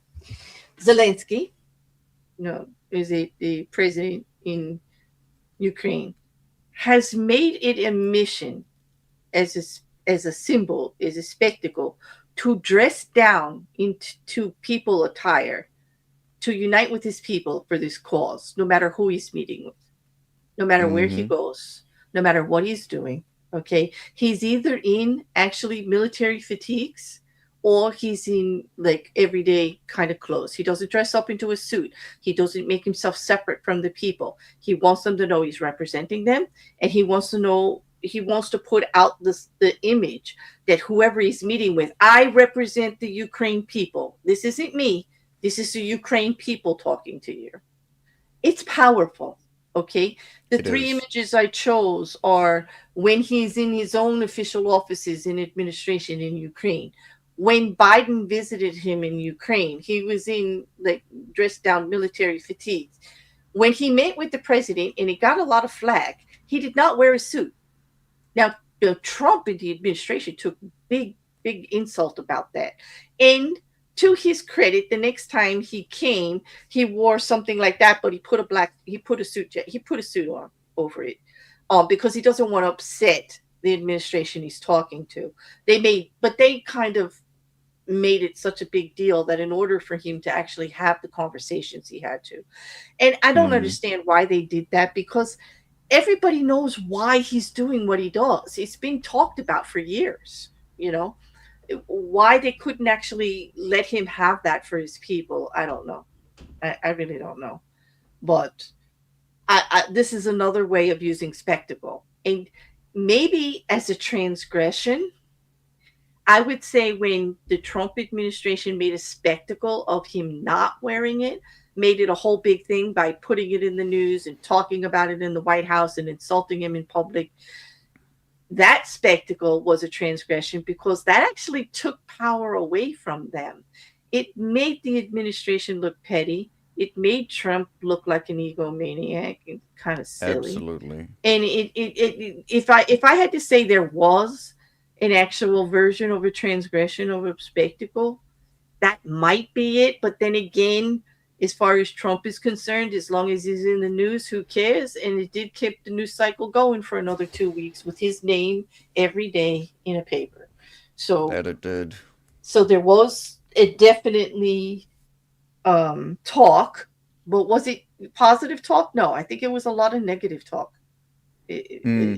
Because I did not find Zelensky wearing, having known that he wore these outfits for years before, I did not find it disrespectful to show up at the White House that way. I didn't. No. And so, but that's my personal opinion. Other people feel differently. I get it. I allow people to have their opinions. I just, it didn't take much to know why he did it. It was everywhere why he did it. A little bit of history, Well, there you go. But those are my there are other examples. Like I could have pulled up a zillion concerts where they theme the concert, or you know what I mean, as examples. Yeah. But what is this like? Hey, Sin, nice to see you. Hey. Clarence says there was a story behind it. A gift Zelensky was given by someone in the conflict. I can't remember the details. Oh, you mean about the outfit? Yeah. Yes. But he's always just, Oh, this one from 9/11? Yes, Stephen, that was iconic also. It's very sad. But was it planned or was it an accident? I don't know. It's perfect spectacle, though. And that resonates with you when we think of the symbols of even that time. There are images out there of the spectacle of it that resonate emotionally with all of us and bring us right there. Yep. He is very good at optics. Is good at optics. Yes, he is. He is. Definitely. I thought it was a good example. Some of the others could be I don't know. Probably not everybody's cup of tea, but if you take a big celebrity musician star like Taylor Swift, international, okay? International star. Her public image is modern, it's a masterclass in symbolic consistency. She uses on tour the same color palette, stage visuals, costumes, recognizable identity through the whole thing, so that you can actually pick out which tour she's on. At least those that follow her. She makes the concert more of an event, the whole presentation, which many artists do. I'm not saying just Taylor does these, all big stage performances do this. They make it not just about the music that's going to be played or the concert. They turn it into a whole event. So you're emotionally attached to this whole event. You become emotionally involved. You get active in it. You're feeling it. And that spectacle, that imagery stays with you forever. Yes. That visual. Beyonce, Jay-Z, big rappers. You see that, like even Eminem's last tour. Remember, with all the big buildings and how they came out, how they did the covers on the album. They brought out Skylar Grey, like you know what I mean, right? Yep. Even Lamar, you know. Um, All good performers do it. mhm. In even celebrities like in acting and things like that, those big red carpet events where they come out looking their best, Mm-hmm. glamorous Hollywood, we're the cream of the crop, right? Beautiful skin, beautiful costumes, beautiful. We get dressed up to the max, for no other Or reason to show off. or if you're Kanye's girlfriend, absolutely nothing. She does that artistically, though. She's an artist. Yeah. Just, She was wearing don't. a she was Good. wearing a clear plastic bag thing. Artistically, too. Here's the thing, total spectacle. Walked out in public, got away with it, and nobody could complain about her body. Nobody really, like, the woman Wait, wears it and didn't they eats in get kicked public out? restaurants. They might have got, where was it? Like, it depends on It where it was was. at one of the awards or I something. think if it She was an like awards dinner or something, maybe. Well, a lot of places, maybe some places in America would kick her out, but internationally, nobody's kicking her out for flashing a little nipple and stuff like that. Nobody. a lit oh, there it was a cle it was cl- it she might as well have been wearing cling wrap Or nothing. But it or was shiny, so or it nothing. Yeah. qualified as close. Yeah. Well, hey, I mean, hey, they're living the spectacle, those two. Okay. They know how to get talked about. Let's just say that. She knows how to get Yes. people to look her up and look at her art. Okay. They know what they're doing. I mean, Oh, they 100% know what they're doing. she's law 37 in the heck out of it Mm-hmm. everywhere she goes. Like, you got to give her props for it. Like, you might not, if you don't want people walking around naked, I could see you have a problem with it, but she's got a knockout body. There's nothing wrong. Oh, absolutely. Like if She you've was got it, raised flaunt it. being free. She was raised being free. She's not embarrassed about her body. She doesn't think it's over sexualized to be nude. It's just vulnerable and it's just open and genuine. She's not putting anything out on it. You don't see her in lewd poses. You don't see her doing OnlyFans or, putting out suggestive imagery on what to do with a naked body. She's just a naked body. Do you know what I'm saying? True. And I will say, like in New Zealand, you 100% can be naked. You can 100% be naked in public and not get arrested for it. Um, Wait. Can I get on the bus naked and actually be able to 100%. ride the Yep, bus and get absolutely. off? Yep. And it's the funny thing. Don't take this the wrong way, but it's been my impression that you're so polite over there and so well mannered. Nobody would even bat an eye. Nope, not at all. So if you're doing it for attention, you might get insulted. Yeah, people will It's probably like, just ignore you, to be honest. yeah, They'll they just just be look at you like, and be like, oh god, another weirdo. You well, can. isn't it a bit cold for that? I mean, it's 50 out, and I'd be like laughing. Like, this ain't cold. Like, I. It is cold. It. Hang on. Wait. No. It's not 50 anymore. It got colder. It did get colder. oh, It's 49. bless. Oh my gosh, you've got it so rough. I feel You have terrible. no idea. It's. This is. Oh, it's insufferable.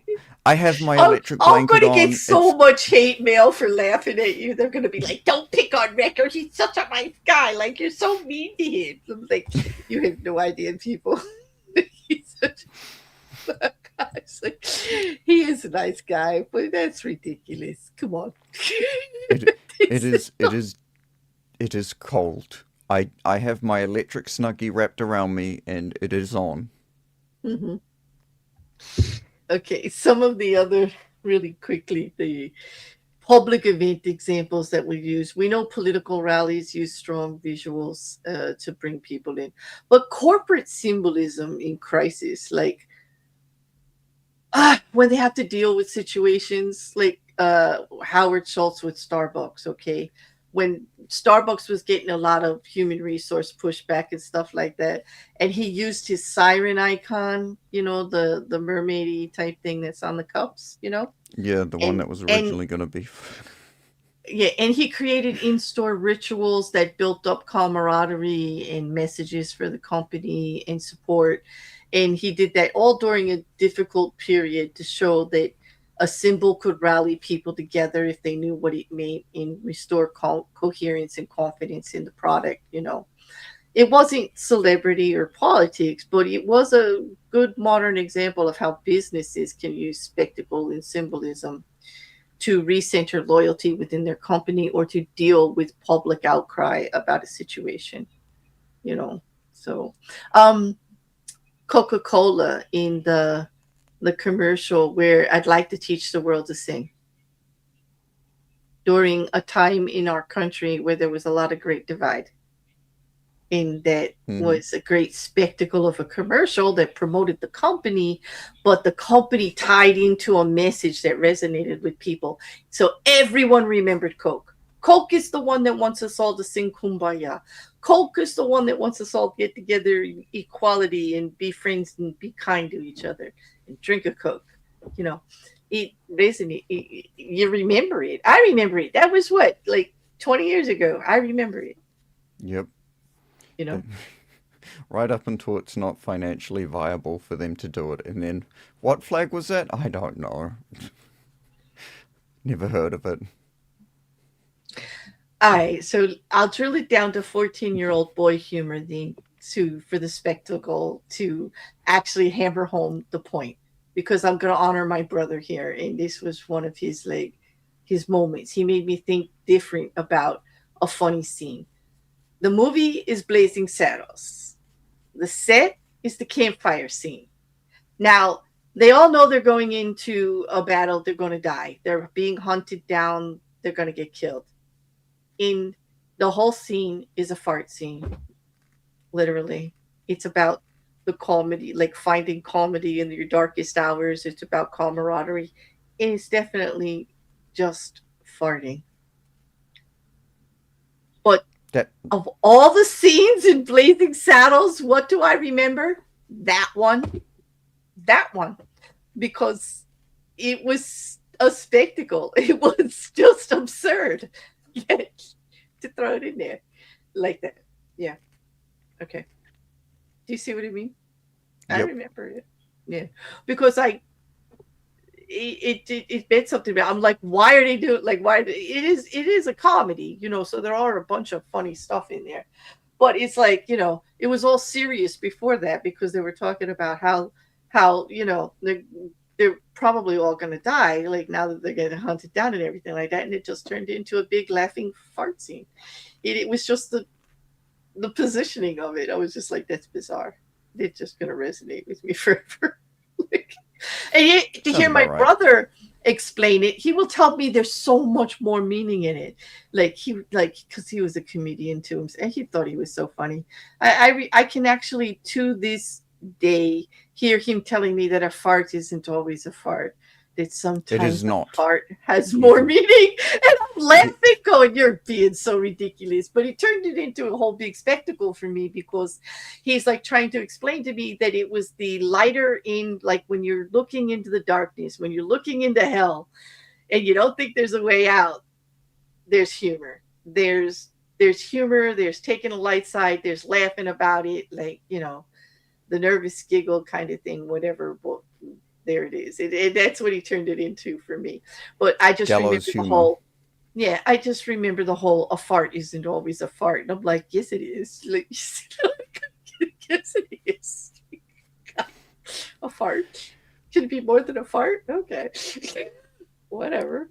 Depending on the situation, it can either be the greatest icebreaker at the moment or a terrible idea. True. True. True. Yeah, because it's comedy gold. Exactly, beans. They all know what I'm talking about. They all know what I'm talking about here. I don't think I've seen Exactly. Blazing Saddles. Oh, you've got to. What do you think, Americans? Should you take the time to watch it? I think it's a classic. Comedy classic, definitely. Yeah, we'll have to put that on your list. But Yes. for now, 8 on 8. It's just like exactly. So we're doing. I mean, I'll bet you when you got up this morning and you knew we were streaming, I bet you the last thing you thought we'd be talking about was farting, didn't you? Like, yeah. I always expect to talk Surprise. about farting at some point. Really? No. Well, I didn't expect it, even though I'm the one that brought it up. Okay, let's move to the questions. Would you like to read the first one? We'll get this. Absolutely. When does a spectacle become smart communication, and when does it become manipulation? Hmm. Well, I can answer that the way you always answer that. And you say when it actually causes harm to another, when you cross that boundary line that you are actually causing interference and harm in another, or going out of your Absolutely way damn to, straight. yeah.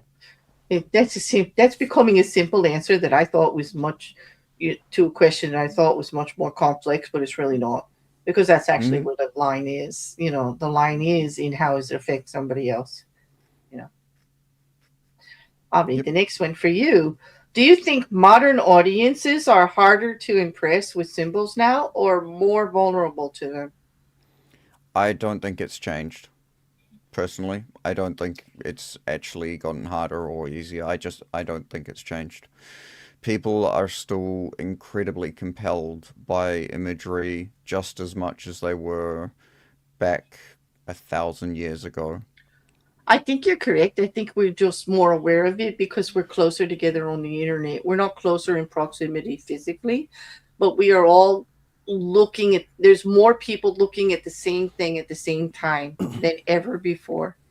Mm-hmm. Can you give me that? So that would make it seem like it's more in the like we're doing it more. It's just we're more aware of it. I do think you're right that it's kind of the same. Mr. Cassandra says the celebrity I fell in love with most recent is Neil DeSeal because he caused chaos in Tasmania, Australia, and napped anywhere he wanted afterwards. Neil Awesome. is Neil is a G. He is a absolute like boss.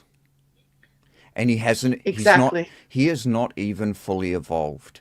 He is still Hmm. like, I think he's only like half the size he's going to be, or like uh, a a third the size he's going to be. He's going to be gigantic. He's an elephant seal. Hmm. True. True. Ember reminds us that the defining characteristic of a smear campaign is a deliberate effort to hurt others, is the use of spectacle. For question number one, I agree, Amber. That goes to question number one. Hmm.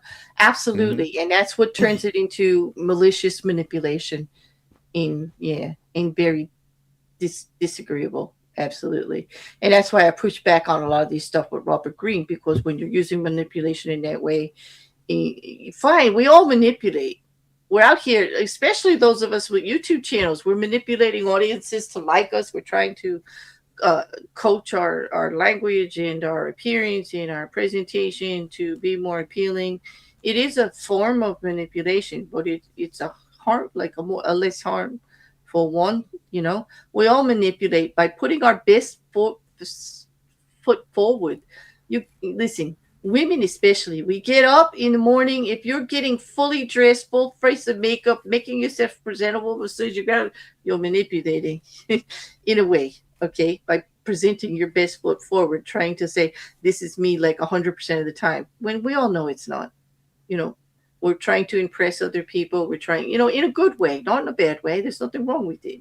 It's what we all do. You know, Hmm. telling jokes, doing stuff like that. Telling jokes, being kind, trying to get that date. Trying to get that second date. Trying to keep your partner from being bored with you, like trying to make things interesting. Uh, Trying to say the clever thing in front of the boss so they remember your name. Like, come on. I'm trying to think of Hmm. examples that are harmless. They all sound so manipulative, and they are manipulation. Wearing a But they're, suit. yeah, right.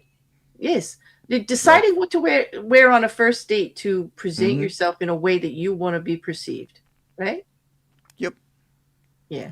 Like, like it is 100% manipulation to show up at a date wearing a suit versus showing up at a date wearing a pair of stubbies, a a wife beater that doesn't fit you, and some jandals or Hmm. chonklas, depending on where you're from.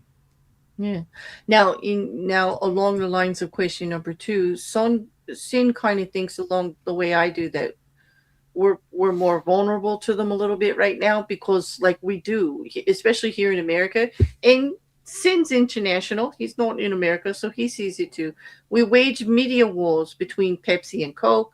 We wear Nike or Adidas, never both, and then there's MAGA. You had to throw that in there. But yes, it's true.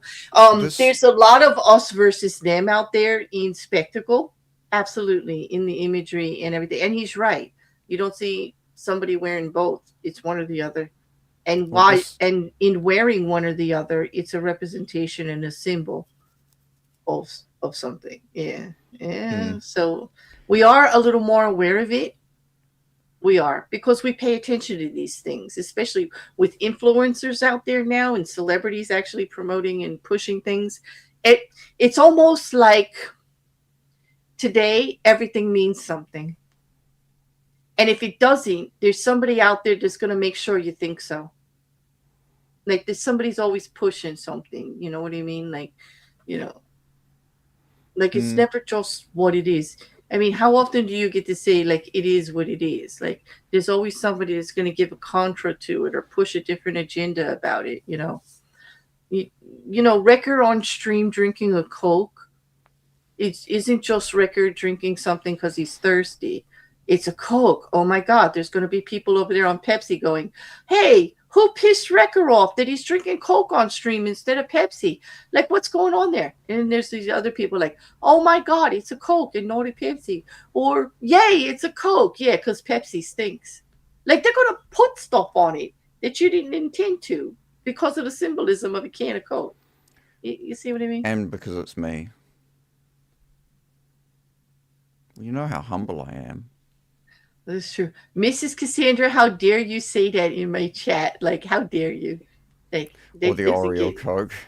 Oh my God. That was Ah! diabolical. Yes. That would cause a big spectacle if Wrecker was drinking an Oreo Coke. Like, that would be a big. People would be in my DMs going, oh, so you guys aren't friends anymore? Like, why is Wrecker drinking an Oreo Coke on your stream publicly? How could he be so disrespectful to you? What is going on? He's just getting too big for his britches. We need to do something about him. Yes. Oh, those would be the DMs. Yes. It's the same. It's the same energy as take. It's the same energy as sighing and someone going, "So you want them dead?" Yes. Exactly. No, I was yawning. Oh, we want them So you really want dead? the other ones dead? Oh, Yes. jeez. Just like that. Okay, on to number three. We could stay here forever, but we got to get to number three. Okay. Yeah. Which is more powerful in public life, a strong policy position or a memorable image? It will always be the image. As long as I think you better make sure that that image reflects your policy because you're right. People are going to resonate with the imagery. Absolutely. Mm-hmm. Mm-hmm. Okay. Are political spectacles more effective because they persuade people or because they distract them? Um, both, both, definitely Yeah. both. I think it's used successfully in both manners because a spectacle just works. Yeah. Mm. Yes. Okay. What celebrity or political moment do you think best proves Law 37 in action? Uh, hmm. I think the three examples that there are so many. There are There so are. many. There are so many. Um, I know that there's spectacle image that exists for me that resonates like times and places. You know, the the image of the White House in the Washington Monument for the Million Man March. All those people, you know. Mm-hmm. Um, there are parades for breast cancer awareness where everyone's wearing pink and all you see is like a sea of pink, and there's like 100,000 people there.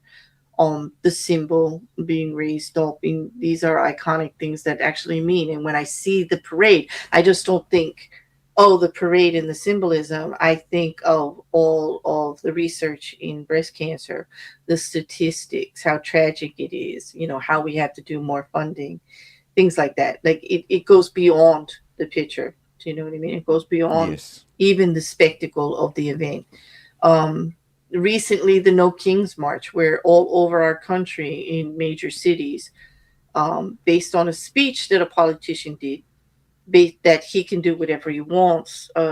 People reminding everyone throughout our country about democracy and about their voices still mattering. Like you may think you're king, but it's us that matter. We the people. Like going on in that. That Exactly. that was strong imagery for me. That meant a lot. Seeing how many people turned up in towns. Mm-hmm. And did all that. Even though they tried to pamper it down. That's the other thing. The strong movement by media and administration to try to keep these things out of the public eye. Did Mm-hmm. you notice that was a flash in the pan? We talked about it for a week or two, and then all the imagery disappeared. And I think Yep. that was calculated because they don't want that resonating as a spectacle with people, because then it would become a movement and it would become a symbol and it would resonate with the actual message that they don't want out there. You know what I mean? I Like, I think the biggest problem with with that was the fact that people have been trying to make so many spectacles recently. Like in the past even 5 to 10, 15 years, there has been mm-hmm, so many, um, like, uh, no king esque kind of marches or mm-hmm, like protests of some sort, mm-hmm. and it's it's more it's the once you use it so many times it loses its impact. Yeah, it does. I agree with that. We can become saturated by a spectacle. That's why pet spectacles have to be changing all the time. You can't use the same one over and over again. You got to be creative. I mean, we all know Mm-hmm. that. Even emotional activity, emotional connection gets bored, right? Mm-hmm. With Yep. this thing. No, that's just a regular human nature psychology kind of angle on it. Yeah. You know. Um. So who? Oh, it's my turn or your turn? I think it's your turn. Can a person build real credibility through spectacle, or does it always create long-term risk? I think that's a hard one. Um, I think it's a bit of both again because no matter what, by putting yourself out there and creating any kind of spectacle, you are bringing a significant amount of risk to whatever you're trying to portray or represent because of the fact that it brings things into the spotlight. It brings them into more scrutiny. Like you could be touting, you could be talking about like um, supporting research. You could be someone. This is a great example. You could be someone who's going out and talking about how research is so important and how we need to support research and and and how research helps people, and then you find out that the research that they had been getting the petitions and getting funding for was just to make more bombs. Oh, okay, so like leaving a very important issue out of what you are proposing Yeah. Okay. So Yeah, like, so that would look like major manipulation there. And yeah, you would probably lose some credibility when people found out like the loophole, like yeah, kind of thing. I think that you can build real credibility through spectacle because I remember the campaigns of Barack Obama, and I don't think he lost any credibility while he was in office for it or how he campaigned for it. I don't think there was a lot of loss there, okay, no, I don't think as so far either. as credibility. But that's because he didn't make promises he didn't try to do. Now, if you are a Exactly. politician and you're out there with huge spectacle and you're making a big deal about a slogan and then you don't do it, that could you could lose credibility, especially if you're using that slogan and the imagery and the spectacle everywhere and then you're not doing it. Or if you make it Mm-hmm. like too broad. I think an example would be in people are going to get upset, but actually labeling certain types of supporters MAGA, that definition has changed from the original campaign to now, unfortunately, and has lost a little bit of credibility because in the beginning it was this great symbolism of make America great again, right? And it Mm-hmm. was like everybody could get behind it. And then, but it was so broad, and that now that they're picking apart the policies and they're seeing what did you do or what didn't you do, it's losing some of its credibility It because it started might have off as been, an idea. it did, and it was so big and it was very catchy and it was great, it was a great spectacle. But then after a few years, when the spectacle, the foundation of the spectacle doesn't keep it alive and build it up as to what you actually meant, that's when you lose credibility. And I don't Mm-hmm. think it's necessarily the fault of what their agenda is. I think it's the fault that the idea of it was too big and it's too Yes. hard to drill it down into the positive of it. You know what I mean? Like it doesn't give you things to point at that, yes, this is how we did it. This is how we did this. This is how we did that. It takes too much effort after the fact to support it. Does that make sense? Yeah. Yeah, And because it was just then such a all the broad people. thing. But at the time, it was definitely a spectacle and a movement that was positive and gathered people in, you know? Hmm. Yeah. Well, I mean, it worked. It worked incredibly effectively as a spectacle. Yeah. And the only reason I say it lost credibility, because does it mean the same thing right now in today? Nope. Right. That's what I mean by losing the credibility. I'm not disparaging the movement. Like they, No. it's a lot of work and it was a great spectacle and it did what it needed to do. You got to give it props for that. I'm saying Mm-hmm. that if you're talking about the loss of credibility, that's the loss of believability and the actual like when you say that term now, it doesn't mean the same thing. So it Exactly. yeah. Yep, we're at questions already, Mrs. Cassandra. We're actually a little bit over. We're a few minutes over. So Oh yeah. thankfully, there actually is no reversal, like because like he didn't give us one. The No, he man didn't. did not give us one in the book, He and we slacked. just he slacked off. We did talk about this just a little bit. The Mm-hmm. green left us hanging for transgression and reversal because when it comes to spectacle, he's counting on the all publicity is good publicity, that a good spectacle, even now when I said the thing about mega, that whole spectacle losing credibility, we're still talking about it. So is it really a transgression? Exactly.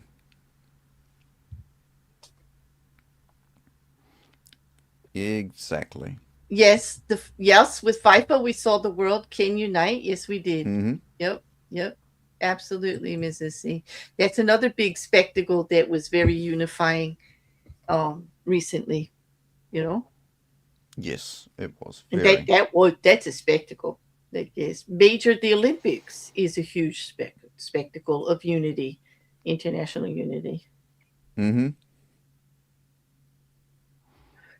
He must see it as a perfect law that can't be reversed. Yeah, I think so. I think he says that spectacle always works, even when it fails, it still works. It still gets people talking about it and everything. It may not, the spectacle may not work the way you intended, but it works. as far as resonating with people, because the idea behind the spectacle is that it gets people emotionally involved, and they're going to remember that more than anything. And so it always works. You're right. It's just Absolutely, yeah. whether positive or negative, it definitely works. It Mm-hmm. definitely works. So this was fun. This was good, yeah. I enjoyed it. Yeah. What do we got coming up next? For Our next week. next chapter will be chapter 38. Think as you like, but behave like others. Oh, so play well with others routine. You're going to pull that one on me. Oh my. So yeah, this is Oh this is my. going to be one of those ones where it's like you can think the person is, oh wait, I can't say that word. A terrible human being. Just Just don't it tell him doesn't to his help to face. say it. Well, it can and it can't. It depends on the situation. So we're going to have a Yeah, little bit. depending on the person Yeah, or we're the going to have some situation. fun. We're going to have some fun with this one because, yes, Sin is very excited. And Mrs. Cassandra's like, nope, I behave the way I want. Like, don't put that on me. Mm-hmm. No, I get it. That's why we're going to have fun with this chapter next week because, like all the Mm-hmm. chapters, it really depends. There are boundaries, there are rules, and there's a little fudging here and there on how to accomplish it when we make it into real life. Because Exactly. like that's going to be fun. I'm looking forward to that. Yeah. Me too. Exactly. Exactly. That's exactly what I mean, Clarence. A spectacle can seem great in the moment, but seem as a folly in retrospect. But it's still got people talking both ways. So it's still a success. It's not really a transgression. Even when it looks like a folly in retrospect, it's Mm-hmm. still a spectacle and people are talking about it. And even though it wasn't what you intended, it's still working, you know? Yep. That's right, Exactly. Stephen. We're gonna talk about conform even when you're not like that. Like no, it's gonna be rough because it's also going to touch on the subject. Are you being genuine or disingenuous? Like where are the Mm-hmm. boundaries? In it doesn't. Do you always have to be the thorn? Like sometimes being the thorn is not beneficial. Sometimes Yes. saying less is more. Sometimes people don't have to know exactly where you stand on something if it's going to ruffle feathers that don't need to be ruffled. Remember, we got to get along in this world with a large amount of people. You know, you Yes. could still stay true to, I believe, you can stay true to yourself in, in still get along with a lot of people, even though you don't agree with their politics, even though you don't their stance on anything. You you could still be true to yourself. You don't have to go out of your way to take that person down Exactly. because they're different than you. Like Mm-hmm. seriously, like I mean, there's a time and a place. There's some, you know what I mean. Like we'll get into it with next week for sure. Like it's a pick and choose situation, like pick your battles kind of situation. I think. Yes.